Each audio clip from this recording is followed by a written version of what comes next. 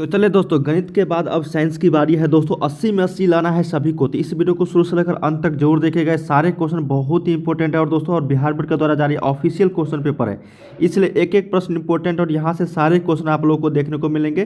तो वीडियो को शुरू से लेकर अंत तक जरूर देखेगा। जितने भी छात्र मैट्रिक के हैं दोस्तों, तो इस वीडियो को लाइक करके शेयर जरूर कीजिए अपने दोस्तों में, ताकि सभी छात्र इस वीडियो की मदद से 80 में 40 ऑब्जेक्टिव क्वेश्चन सही कर पाएंगे। ठीक है ना। तो इस वीडियो को लाइक करके शेयर जरूर कीजिए। और जितने भी छात्र चैनल को सब्सक्राइब नहीं किया दोस्तों, चैनल को सब्सक्राइब कर लीजिए। वीडियो के नीचे लाल रंग में सब्सक्राइब बटन होगा, उसको प्रेस करके साथ में ऑल नोटिफिकेशन सेलेक्ट कर लीजिए, ताकि जैसे हम लोग इसका न्यू पार्ट लेकर आएंगे दोस्तों, next video social science, science, Hindi, English जितने भी है दोस्तों आप एग्जाम, सभी का नोटिफिकेशन आपको मिलते रहेंगे एग्जाम से, है ना।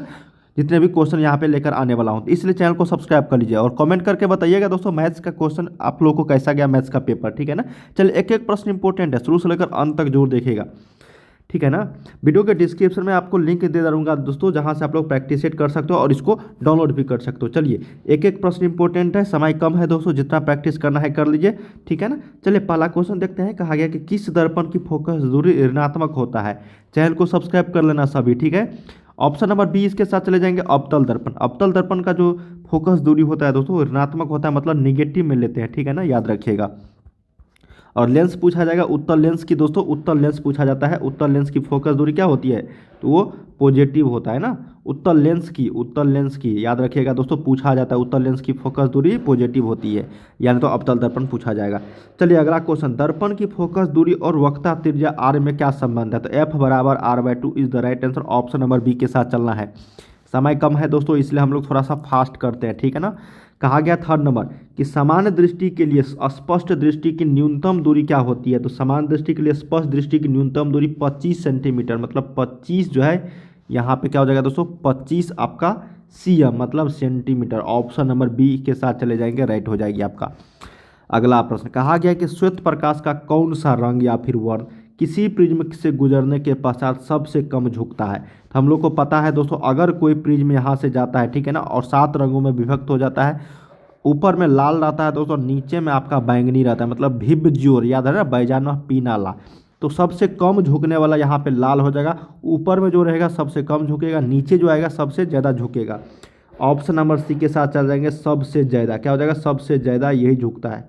ठीक है ना। और सबसे कम दोस्तों आपका बैंगनी झुकता है। ठीक है।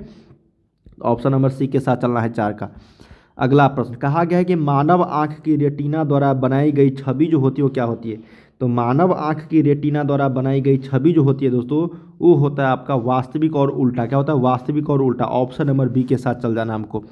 अगला प्रश्न, आकाश का रंग नीला प्रतीत होता है। क्या क्वेश्चन, आकाश का रंग नीला प्रतीत होता है। तो 6 का सही उत्तर हो जाएगा प्रकाश के परिकिरणन के कारण। 6 का सही उत्तर ऑप्शन नंबर बी हो जाएगा दोस्तों, प्रकाश के परिकिरणन। अगला क्वेश्चन, किस दर्पण से वस्तु का प्रतिबिंब बड़ा बनता है। किस दर्पण के द्वारा वस्तु का प्रतिबिंब बड़ा बनता है दोस्तों, तो उसका आंसर हो जाएगी ऑप्शन नंबर बी, अवतल दर्पण, है ना। अवतल दर्पण में वस्तु का बड़ा प्रतिबिंब बनता है। ठीक ना। ऑप्शन नंबर बी के साथ चल जाना। अगला प्रश्न, कहा गया है कि निम्नलिखित में से कौन सा लेंस निकट दृष्टि दोष को ठीक करने के लिए कहते हैं। उसको अवतल, निकट मतलब अवतल दोस्तों, और दूर मतलब उत्तल। दूर को उत्तल और निकट को अवतल। ठीक है, याद रखिएगा। ऑप्शन नंबर सी के साथ चल जाना है। बहुत ही शानदार प्रश्न है। अगला प्रश्न दिखाता है दोस्तों कि निम्नलिखित में से कौन उपकरण विद्युत धारा की उपस्थिति दर्शाता है। तो विद्युत धारा की उपस्थिति दर्शाने वाला का नाम है दोस्तों गैल्वेनोमीटर, जिसको हम लोग जी से निरूपित करते हैं दोस्तों, गैल्वेनोमीटर। ऑप्शन नंबर एक के साथ चल जाना है आपका। अगला प्रश्न क्या कहा गया दोस्तों कि दाएं हाथ के अंगूठे के नियम को किसने प्रतिपादित किया था। दाएं हाथ के अंगूठे के नियम को प्रतिपादित करने वाला था दोस्तों आपको यहाँ पे मैक्सवेल। ऑप्शन नंबर डी के साथ चल रहा है मैक्सवेल। अगला प्रश्न देखते हैं दोस्तों, कहा गया कि विभवांतर का एसआई मात्रक। तो विभवांतर का एसआई मात्रक क्या होता है दोस्तों, वोल्ट, ओम, एम्पियर या फिर कूलम। तो सही उत्तर हो जाएगा वोल्ट। विभव और विभवांतर का एक ही मात्रक, प्रतिरोध का ओम हो जाता है ना, प्रतिरोध का। विद्युत धारा का क्या होता है दोस्तों, एम्पियर, विद्युत धारा, है ना। और आवेश का क्या होता है, चार्ज का कूलम्ब होता है। तो याद रखिएगा, चारों का चारों मैंने बता दिया। ऑप्शन नंबर एक के साथ चल जाना है 11 का।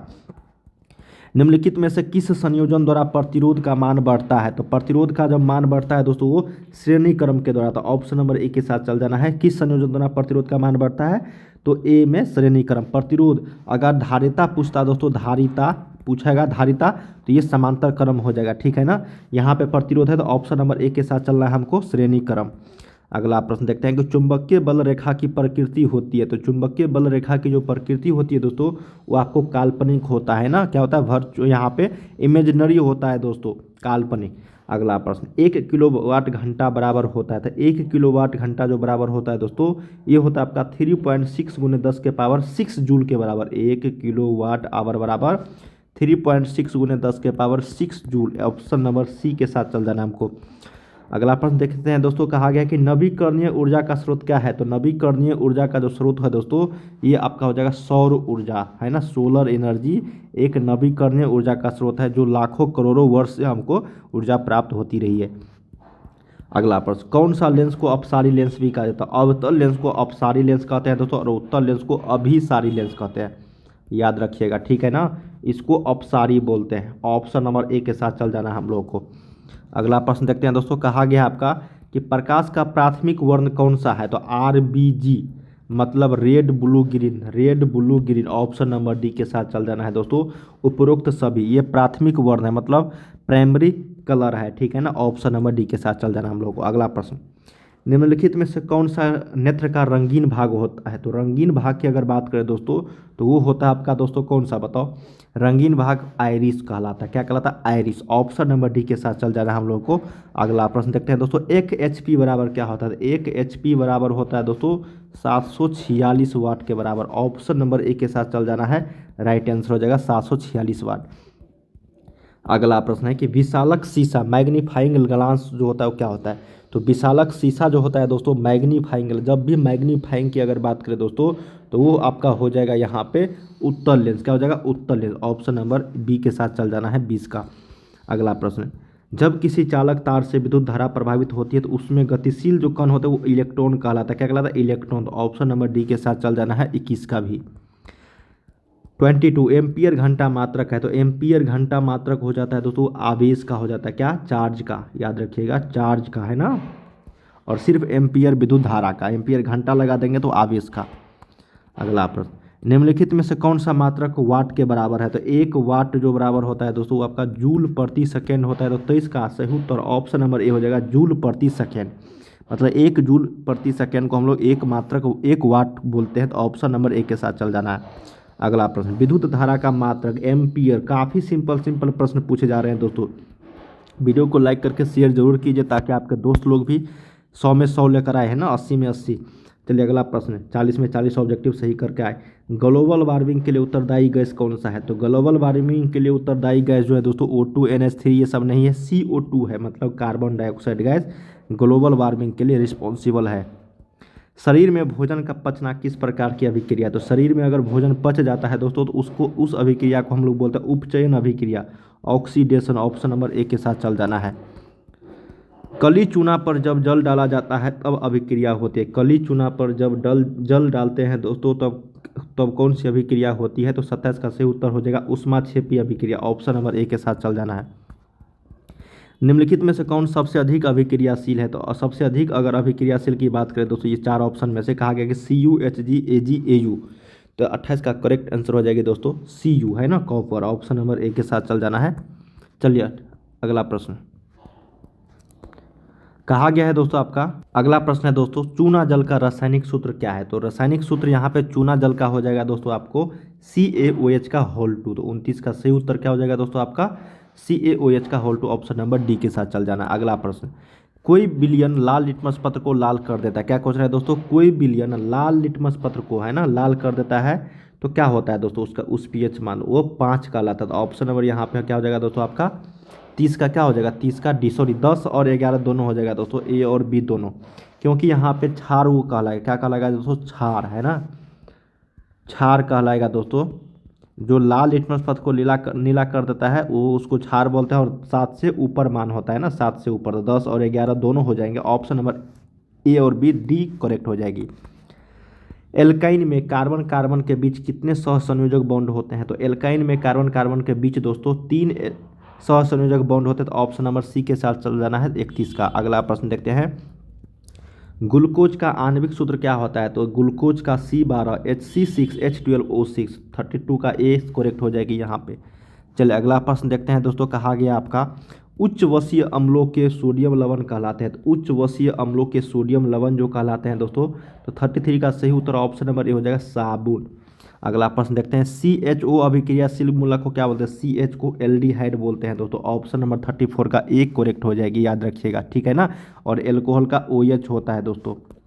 चलिए अगला प्रश्न देखते हैं, कीटोन को तो पता ही होगा सभी को। आवर्त सारणी के किसी आवर्त में बाएं से दाएं जाने पर तत्वों की जो परमाणु त्रिज्या जो होती है दोस्तों, वो क्या होती है? तो वो घटती है। क्या हो जाएगी? घटती है। तो ऑप्शन नंबर ए के साथ चल जाना हम लोग को। थोड़ा सा फास्ट करते हैं दोस्तों, ठीक है ना। अब कहा गया कि तत्वों को या धातु गुणों को बढ़ते क्रम में सजाए, मतलब सबसे कम वाला पहले, उसके बाद ज़्यादा, उसके बाद ज़्यादा। तो सही उत्तर यहाँ पे 36 का जो हो जाएगा दोस्तों, वो lithium, beryllium, carbon, oxygen, fluorine. Option number B यहाँ पे बढ़ते क्रम में हो जाएगा अधातु गुण के। सिलिकॉन क्या है? तो सिलिकॉन एक उप धातु है दोस्तों। ऑप्शन नंबर हमको सी के साथ चल जाना है। सिलिकॉन क्या है? एक उप धातु है। कहा गया है कि निम्नलिखित में से कौन विद्युत धनात्मक तत्व है? तो विद्युत धनात्मक तत्व की अगर बात करें दोस्तों, तो ये आपका सोडियम हो जाएगी, जो मोस्ट यहाँ पे रिएक्टिव एलिमेंट होते हैं। अगला क्वेश्चन, टिहरी बांध का निर्माण किस प्रदेश में किया गया? तो टिहरी बांध का निर्माण दोस्तों ये उत्तराखंड में किया गया है। बहुत ही शानदार प्रश्न है दोस्तों, याद रखिएगा। निम्नलिखित में से किस धातु को केरोसिन में डुबो कर रखते हैं? तो वो सोडियम होता है दोस्तों। Na को हम लोग केरोसिन में डुबो कर रखते हैं। चलिए दोस्तों, अब हम लोग यहाँ 41 नंबर क्वेश्चन है दोस्तों कि अपमार्जक से बनाए जाते हैं। क्या बनाए जाते हो अपमार्जक से? Surf Excel, shampoo, easy Surf या फिर उपरोक्त सभी। तो ऑप्शन नंबर 41 का डी हो जाएगा दोस्तों, उपरोक्त सभी। मतलब अपमार्जक से, डिटर्जेंट से सारी चीज़ बनाए जाते हैं, ठीक है। अगला क्वेश्चन, सौर सेल में किसका उपयोग होता है? तो सौर सेल में जो उपयोग की जाने वाली चीज़ होती है दोस्तों, सिलिकॉन का उपयोग करते हैं, उपधातु का, ठीक है। देखिए दोस्तों, 80 क्वेश्चन मैं आप लोग को बता रहा हूँ, 80 प्रश्न आपको इसमें से 40 में 40 लाना ही है, ठीक है ना। 80 में 40। और मैं आप लोग को लघु उत्तरीय प्रश्न भी बताऊंगा, जो आप सभी के एग्जाम्स में यहाँ से काफ़ी सारे क्वेश्चन डायरेक्ट देखने को मिलेंगे। तो इसलिए एक एक प्रश्न इंपॉर्टेंट है दोस्तों, शुरू से लेकर अंत तक जरूर बने रहिएगा। कहा गया कि निम्नलिखित में से किसका उपयोग खाना बनाने वाले ईंधन में नहीं होता है? CNG का दोस्तों हम लोग नहीं करते हैं, LPG का करते हैं। उसके बाद दोस्तों यहाँ पे हम लोग बायोगैस का करते हैं, कोयला का करते हैं। लेकिन CNG का दोस्तों हम लोग खाना बनाने के उपयोग में नहीं करते ईंधन के रूप में। ऑप्शन नंबर यहाँ पे ए हो जाएगा, ठीक है। क्या हो जाएगा दोस्तों? ए। यहाँ पे 43 का ए हो जाएगा, ठीक है ना। चलिए 44 देखते हैं, 2Cu + O2 जो बनता है 2CuO। क्या हो रहा है दोस्तों? इसमें क्या हो रहा है आपको? ऑक्सीकरण, अपघटन, औदासनीकरण या फिर विस्थापन। तो यहाँ पे हो रहा है दोस्तों ऑक्सीकरण। ऑप्शन नंबर ए हो जाएगा ऑक्सीडेशन। अगला प्रश्न फटाफट करते रहिए दोस्तों, है ना, और कमेंट करते रहिए आंसर। निम्नलिखित में से कौन सा समीकरण संतुलित नहीं है? तो संतुलित समीकरण नहीं है, देख लो भाई ऑप्शन में कौन सा संतुलन नहीं है संतुलित। इसका करेक्ट आंसर हो जाएगा ऑप्शन नंबर बी, PbNO3 का होल 2, ठीक है ना। देखिए PbO, चलिए टोटल 6 को आना चाहिए ना ऑक्सीजन। देखिए 3 दूनी 6, तो 1 2 2 4 5 है दोस्तों। तो यही आंसर हो जाएगी ऑप्शन नंबर बी, जो संतुलित नहीं है, ठीक है ना। अगला प्रश्न देखते हैं दोस्तों कि उदासीन विलयन का पीएच मान क्या होता है? तो उदासीन विलयन का जो पीएच मान होता है दोस्तों, ये होता है आपका कौन सा बताओ? 7 होता है। उदासीन विलयन का पीएच मान क्या होता है? 7 होता है। नेक्स्ट क्वेश्चन है कि निम्नलिखित में से कौन दुर्बल अम्ल है? तो दुर्बल अम्ल की अगर बात करें दोस्तों, तो यहाँ पे 47 का राइट आंसर हो जाएगा CH3COOH, एक वीक एसिड है। ऑप्शन नंबर सी के साथ चलेंगे। अगला क्वेश्चन देखते हैं दोस्तों कि करायोलाइट अयस्क है। तो करायोलाइट जो एल्यूमिनियम का अयस्क है दोस्तों, जैसे बॉक्साइट होता है दोस्तों, उसी तरह से करायोलाइट भी आपका किसका है दोस्तों? यहाँ पे एल्यूमिनियम का, ठीक है ना। ठीक है, लोहा का हो जाता है हेमेटाइट, मैग्नेटाइट, इस तरीके से करायोलाइट एल्यूमिनियम का। अगला क्वेश्चन है दोस्तों 49 नंबर। कहा गया कि पोटेशियम की परमाणु संख्या, तो पोटेशियम की जो परमाणु संख्या होती है दोस्तों, ये कितना होता है? तो ये होता है दोस्तों 19, है ना। पोटेशियम कैल्शियम 20, पोटेशियम का 19। फॉर्मिक अम्ल का आयुपेक नियम क्या है? तो फॉर्मिक अम्ल का अगर आयुपेक नियम की बात करें दोस्तों, तो ये मेथेनोइक एसिड हो जाता है, मेथेनोइक अम्ल। ऑप्शन नंबर 1 के साथ चलेंगे। अगला क्वेश्चन देखते हैं कि इथाइल एल्कोहल का अणुसूत्र क्या है? तो इथाइल एल्कोहल का जो अणुसूत्र हो जाएगा दोस्तों, ये आपका C2H5OH हो जाएगा। तो ऑप्शन नंबर सी के साथ चलेंगे यहाँ पे। अगला प्रश्न देखते हैं दोस्तों कि एल्काइन कौन सा है? तो एल्काइन यहाँ पे एल्काइन CnH2n-2 जो होता है दोस्तों, यहाँ पे क्या हो जाएगा बताओ? ऑप्शन नंबर 52 का ए हो जाएगा C2H2, है ना, C2H2। अगला प्रश्न देखते हैं कि चीनी का रासायनिक सूत्र क्या होता है? C12H22O11। ऑप्शन नंबर बी के साथ चलेंगे, चीनी का रासायनिक सूत्र। एसिटिलीन में कार्बन कार्बन के बीच सहसंयोजक बॉन्ड की संख्या कितनी होती है? तो एसिटिलीन में कार्बन कार्बन के बीच सहसंयोजक बॉन्ड की जो संख्या होती है दोस्तों, ये आपका होता है 3। ऑप्शन नंबर डी के साथ चलेंगे 54 का। अगला प्रश्न देखते हैं दोस्तों 55 नंबर। कहा गया कि शोषण के अध्ययन के लिए उपयोग किए जाने वाले बीज है, तो अंकुरित बीज होता है दोस्तों। ऑप्शन नंबर यहाँ पे 55 का क्या हो जाएगा? बी हो जाएगा, अंकुरित बीज, है ना। चलिए अगला प्रश्न देखते हैं कि मानव वृक्क किस प्रणाली का एक हिस्सा है? तो ये उत्सर्जन का एक हिस्सा है दोस्तों, मानव वृक्क मतलब किडनी। तो 56 का ऑप्शन नंबर सी करेक्ट हो जाएगी। पौधों में जाइलम जो है क्या, किसके परिवहन के लिए, तो पानी के लिए दोस्तों, ज से जाइलम, ज से जल, ठीक है ना। भोजन के लिए फ्लोयम, फ से फूड, फ से फ्लोयम, फ से एफ से फूड, ठीक है। तो यहाँ पे ऑप्शन नंबर ये हो जाएगा 57 का। अगला प्रश्न, श्वसन के दौरान कौन सी गैस निकलती है, तो CO2 गैस निकलती है दोस्तों यहाँ पे, तो 58 का ए करेक्ट हो जाएगी। मानव, यहाँ पे मानव के द्वारा बताया जा रहा है, तो ऑप्शन नंबर ए 59। फलों के पकने में निम्नलिखित में से किसके नियंत्रित किया जाता है, तो फलों को पकने के लिए दोस्तों यहाँ पे 59 का correct answer option number C हो जाएगा, इथिलीन। अगला प्रश्न देखते हैं, 60 नंबर कहा गया है कि न्यूरॉन का वह हिस्सा जहाँ जानकारी हासिल की जाती है उसको हम लोग बोलते हैं दोस्तों dendrite, option number A correct हो जाएगी। अगला प्रश्न देखते हैं 61 कि कौन सा आपातकाल का हार्मोन है, आपातकाल का हार्मोन एड्रेनलिन को बोलते हैं, ऑप्शन नंबर ए के साथ चलेंगे हम लोग। 62 देखते हैं कि निम्नलिखित में से कौन से अनैच्छिक क्रिया नहीं है, तो अनैच्छिक क्रिया नहीं है दोस्तों यहाँ पे वो हो जाएगा आपका कौन सा, 62 का बी हो जाएगा, अत्यधिक लार निकलना, ये आपका अनैच्छिक क्रिया नहीं है, ठीक है ना, अनैच्छिक। अगला प्रश्न देखते हैं कि मानव में गर्भ की जो अवधि होती है 270 दिन होते हैं, मतलब क्योंकि 9 मंथ्स की होती है तो 9 गुने 30, तो ये 9 270 दिन, ऑप्शन नंबर ए के साथ चलेंगे। गंगा एक्शन प्लान कब शुरू हुआ था, तो गंगा एक्शन प्लान जो शुरू हुआ था दोस्तों ये आपको शुरू हुआ है 1985 ईस्वी में, ऑप्शन नंबर बी के साथ चलेंगे हम लोग। मुकुलन द्वारा अलैंगिक जनन विधि होता है, मुकुलन द्वारा, तो मुकुलन द्वारा जो होता है दोस्तों वो ईस्ट में होता है, तो ऑप्शन नंबर ए के साथ चलेंगे। 65 का correct answer option number A.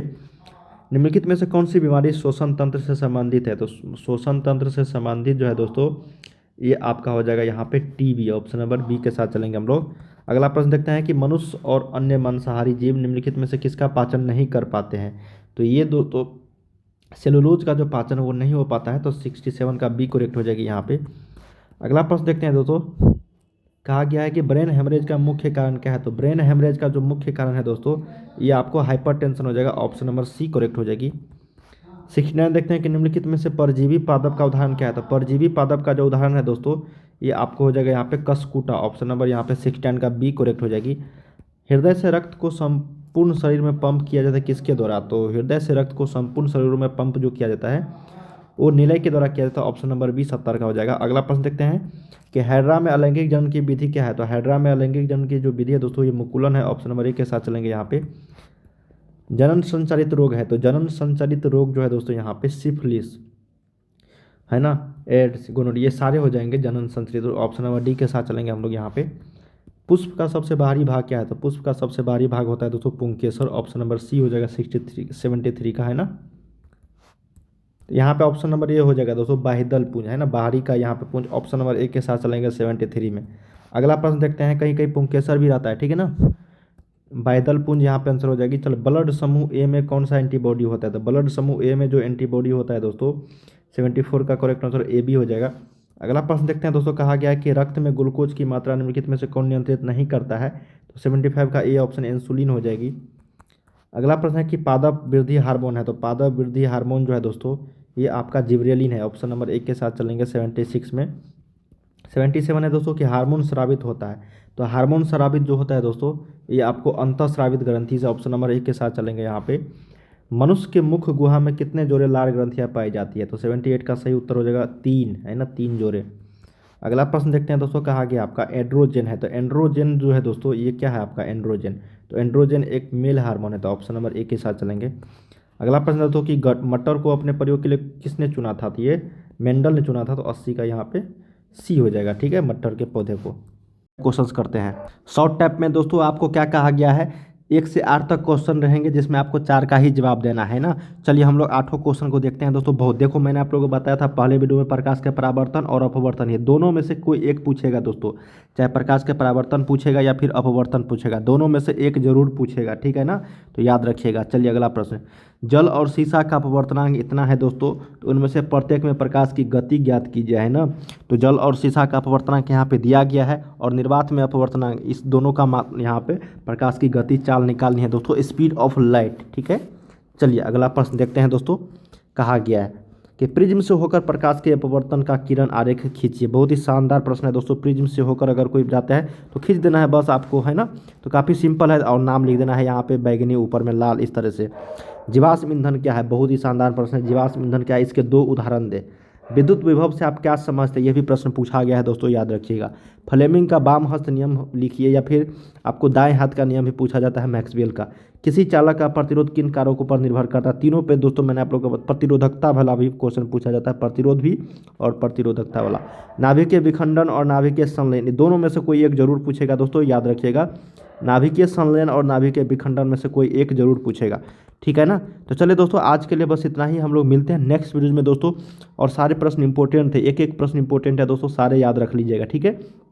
और इसके आगे के प्रश्न हम लोग काफ़ी सारे इंपॉर्टेंट क्वेश्चन मैं लेकर आने वाला हूं दोस्तों, इसलिए वीडियो को लाइक करके चैनल को सब्सक्राइब जरूर कर लीजिए जितने भी छात्र देख रहे हैं। चलिए दोस्तों, हम लोग मिलते हैं नेक्स्ट वीडियो में, तब तक के लिए जय हिंद, जय भारत।